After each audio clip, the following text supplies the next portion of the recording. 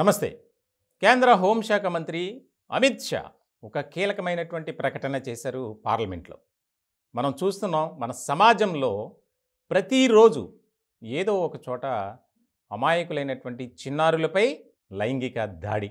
కామంతో కళ్ళు మూసుకుపోయినటువంటి కామ పిచాచులు వయసుతో సంబంధం లేకుండా వారిపై అఘాయిత్యాలకు పాల్పడుతున్నారు.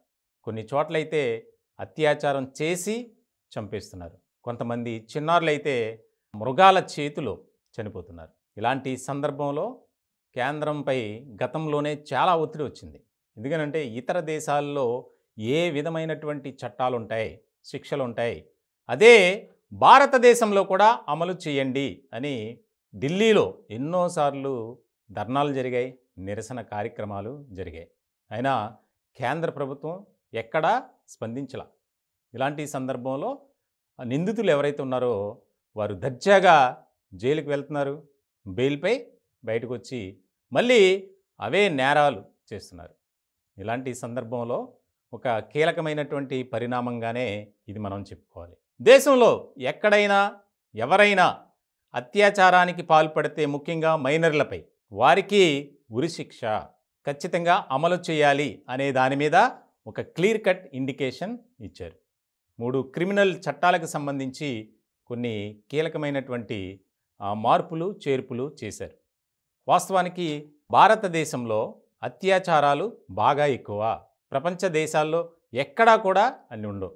ఉదాహరణకి కొన్ని దేశాల్లో ఇటువంటి ఘటనలు జరిగితే వారికి ఆన్ ది స్పాట్ ఉరిశిక్ష, భయంకరమైనటువంటి శిక్షలు వేస్తారు. అలాగే జైలు నుంచి జీవిత ఖైదు కొన్ని చోట్లయితే. అలా చూస్తే కనుక Saudi Arabia, Dubai, Bangladesh, Japan, Cuba, Iran ఇలాంటి ప్రముఖ దేశాలలో వారికి ఉరిశిక్ష అనేది ఉంటుంది. భారతదేశంలో కూడా ఆ రకమైనటువంటి చట్టాలను తీసుకువచ్చి చేయాలి, ఖచ్చితంగా వారికి కఠినమైనటువంటి శిక్ష పడితేనే మళ్ళీ ఇటువంటి ఘటనలు జరగవు అనే డిమాండ్ ఎక్కువైనటువంటి నేపథ్యంలో చాలా కీలకమైనటువంటి పరిణామంగా ఇది చెప్పుకోవాలి. ఒకవేళ మృగాల చేతిలో అంటే మానవ రూపంలో ఉన్నటువంటి మృగాలు, కామంతో కళ్ళు మూసుకుపోయే పిచాచులు ఎవరైతే ఉంటారో వారికి తగిన బుద్ధి చెప్పాలంటే ఉరిశిక్ష, కఠినమైనటువంటి శిక్షలు ఉండాలి. దానికి సంబంధించి ఐపీసీ అలాగే సిఆర్పిసి చట్టాల్లో మార్పులు తీసుకురావాలి అని ఒక ప్రకటన చేశారు అమిత్ షా. ఇది చాలా అభినందనీయం, మెచ్చుకోదగ్గ విషయం.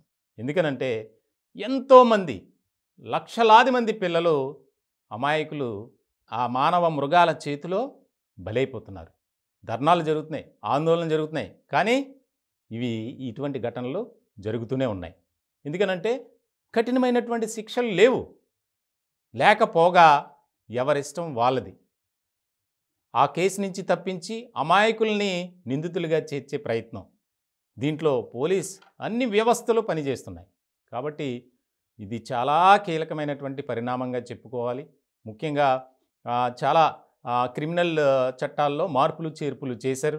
అలాగే మహిళల మీద లైంగిక దాడి జరిగినా కఠిన కారాగార శిక్ష, మూక దాడి విషయంలో కూడా సీరియస్గా తీసుకున్నారు. వారికి కూడా ఉరిశిక్ష వేయాలి. ఒకవేళ దేశం పారిపోవటానికి చూస్తే వారిని రప్పించి మరీ ఉరిశిక్ష వేయాలి అనేది ఒక అమెండ్మెంట్ అనేది తీసుకొచ్చారు. ముఖ్యంగా చాలా చాలా ముఖ్యమైనటువంటి పరిణామంగా ఇది మనం చెప్పుకోవాలి. ఎందుకనంటే గతంలో చూసాం ఎంతోమంది చిన్నారులు బలైపోయారు.